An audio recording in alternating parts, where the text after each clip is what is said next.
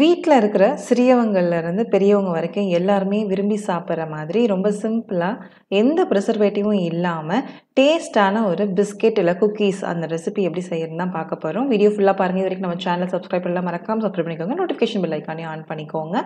So வாங்க இப்போ சாஃப்டான ஒரு குக்கீஸா இருக்கட்டும், கொஞ்சம் ஹார்டா பிஸ்கெட்டாகவும் இருக்கட்டும் எப்படி செய்யறதுன்னு பார்த்துடலாமா? அதுக்கு ஒரு பவுல்ல நம்ம பட்டர் வந்து 1 கப் எடுத்துருக்கோம். இது எல்லாமே நீங்கள் எந்த கப் அளவு எடுக்கிறீங்களோ அந்த கப்லேயே எடுத்துக்கோங்க. 1 கப் பட்டருக்கு நம்ம வந்து 1/2 கப் சுகரும் 1/2 கப் நாட்டு சர்க்கரையும் ஆட் பண்ணியிருக்கோம். ஸோ இது வந்து ரெண்டுமே ஆட் பண்ணும்போது உங்களுக்கு நல்ல கலர் கொடுக்கும். இல்லை நான் நாட்டு சர்க்கரை மட்டுமே யூஸ் பண்ணுறதுனாலும் தாராளமாக நீங்கள் நாட்டு சர்க்கரை மட்டும் யூஸ் பண்ணலாம். இல்லை சுகர் அண்ட் இது கொடுக்கும்போது உங்களுக்கு ஒரு நல்ல டேஸ்ட்டை கொடுக்கும். ஒயிட் சுகர் அவாய்ட் பண்ணிக்கலாம், இல்லைனா ஒயிட் சுகர் சேர்த்தும் செய்யலாம். அது நம்ம ப்ரிஃபரன்ஸ் தான். ஏன்னா நம்ம கடையில் வாங்கும் போது பொதுவாக அந்த டால்டா பிஸ்கெட்டுக்குன்னு ஒரு டால்டா விற்பாங்க, அந்த டால்டா போட்டு தான் செய்வாங்க. ஸோ நம்ம வந்து இங்கே கீ யூஸ் பண்ணி செய்கிறதுனால அதுவே வந்து உங்களுக்கு பார்த்தீங்கன்னா பெருசாக எந்த லெவலையும் நம்ம வந்து ஹெல்த் எஃபெக்ட் பண்ணாது. ஒரு ஃப்ளேவருக்கு வெனிலா எசன்ஸ் இல்லைனா நீங்கள் வீட்டில் லெமன் வச்சுருந்தீங்கன்னா லெமன் ஸ்கின்னை பீல் பண்ணி போடலாம். நீங்கள் நேச்சுரலாக அந்த மாதிரியும் போட்டு மிக்ஸ் பண்ணி விட்டுக்கலாம். ஃப்ளேவருக்கு நம்ம வந்து வெனிலா எசன்ஸ் 1 டீஸ்பூன் ஆட் பண்ணியிருக்கோம். அடுத்து பார்த்தீங்கன்னா டெசிகேட்டட் கோகோனட்லாம் கோகோனட் ஃப்ளோர்னு சொல்லுவாங்க. தேங்காய் பால் எடுத்துட்டு அந்த மிச்சம் இருக்கிற தேங்காவை காய வச்சு அதை வந்து பவுட்ரு பண்ணி எடுத்து வச்சுருக்கோம். ஸோ அது வந்து பார்த்திங்கன்னா ஸ்வீட்டு இந்த மாதிரி பிஸ்கெட் செய்யறதுக்கு கேக் செய்யறதுக்குலாம் யூஸ் பண்ணிக்கலாம். அது வந்து 1 கப் ஆட் பண்ணியிருக்கேன். கூட வந்து மைதா வந்துட்டு 2 கப் வந்து ஆட் பண்ணியிருக்கேன். ஸோ பார்த்தீங்கன்னா எந்த கப்பில் நீங்கள் ஆட் பண்ணுறீங்களோ அதுக்கு ஈக்குவலாக ஆட் பண்ணிக்கோங்க.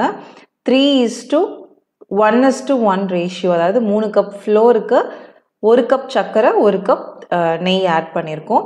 பேக்கிங் பவுடர் கொஞ்சமாக 1 டீஸ்பூன் ஆட் பண்ணிவிட்டு எல்லாத்தையும் நல்லா மிக்ஸ் பண்ணிக்கலாம். நல்லா சப்பாத்தி மாவு பதத்துக்கு நம்ம பிசைஞ்சு எடுத்துக்கணும். சப்போஸ் உங்களுக்கு வந்து லைட்டாக வாட்டர் தேவைப்பட்டால் நம்ம பால் கூட கொஞ்சமாக ஆட் பண்ணி நல்லா பிசைஞ்சு எடுத்துக்கலாம். இப்போ பார்த்தீங்கன்னா உங்களுக்கு பார்க்கும்போதே தெரியும் நல்லா சப்பாத்தி மாவு பதத்துக்கு பிசைஞ்சு எடுத்தாச்சு. ஸோ இப்போ இது வந்து நம்ம தேய்ச்சி நமக்கு வேணுங்கிற ஷேப்ஸில் கட் பண்ணி எடுத்துக்கலாம். ஸோ கையில் ஒட்டாமல் உங்களுக்கு சூப்பராக வந்திருக்கு. கையில் ஒட்டாத மாதிரி நம்ம உருட்டி எடுத்தாச்சு. இது வந்து நம்ம பட்டர் பேப்பரில் வச்சு இல்லைனா நார்மலாக நீங்கள் சப்பாத்தி தேய்க்கிற மாதிரி தேய்ச்சி எடுத்துக்கோங்க. அதாவது தின் ஷேப்பில் தேய்ச்சி எடுக்காமல் கொஞ்சம் உங்களுக்கு மொத்தமாக இருக்கிற மாதிரி குக்கீஸ் எந்த அளவுக்கு இருக்குமோ அந்த அளவுக்கு நீங்கள் வந்து ரோல் பண்ணி எடுத்துகிட்டு உங்ககிட்ட என்ன மாதிரி குக்கி கட்டர் இருக்கோ அதை வச்சு நீங்கள் கட் பண்ணலாம். இல்லைனா கையிலேயே நீங்கள் வந்துட்டு ரவுண்ட் ஷேப் ரெடி பண்ணி அந்த மாதிரியும் பேக் பண்ணிக்கலாம். ஸோ வந்து இதுக்கு மைதாவுக்கு பதிலாக நீங்கள் மில்லட் ஃப்ளோர்ஸ் யூஸ் பண்ணலாம். அதாவது ராகி இல்லைனா வந்துட்டு வெள்ளைச்சோளம் அந்த மாதிரி யூஸ் பண்ணி நீங்கள் வந்துட்டு குக்கி வந்து மேக் பண்ணலாம்.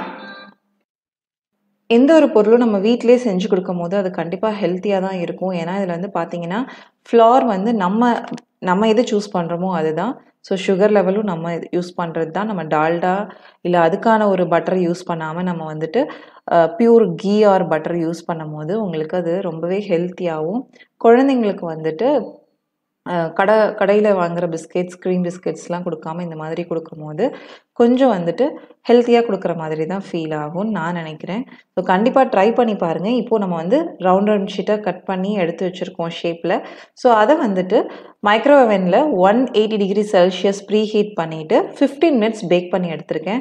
ஸோ 15 மினிட்ஸ் பேக் பண்ணி எடுக்கும்போது நல்லா சாஃப்டாக இருக்கும். கிட்ஸ் எல்லாம் நல்லா சாப்பிடுவாங்க. ரொம்ப சாஃப்டாக இருக்கிறதுனால ஈஸியாக பிரேக் பண்ண முடியும். ஸோ கொஞ்சம் மிட் லெவலில் இருக்கிறவங்க க்ரன்ச்சியாக வேணும்னு கேட்டாங்கன்னா இன்னொரு 3 மினிட்ஸ், அதாவது 18 மினிட்ஸ் வந்து பேக் பண்ணிங்க அப்படின்னா கொஞ்சம் க்ரன்ச்சியாக இருக்கும்.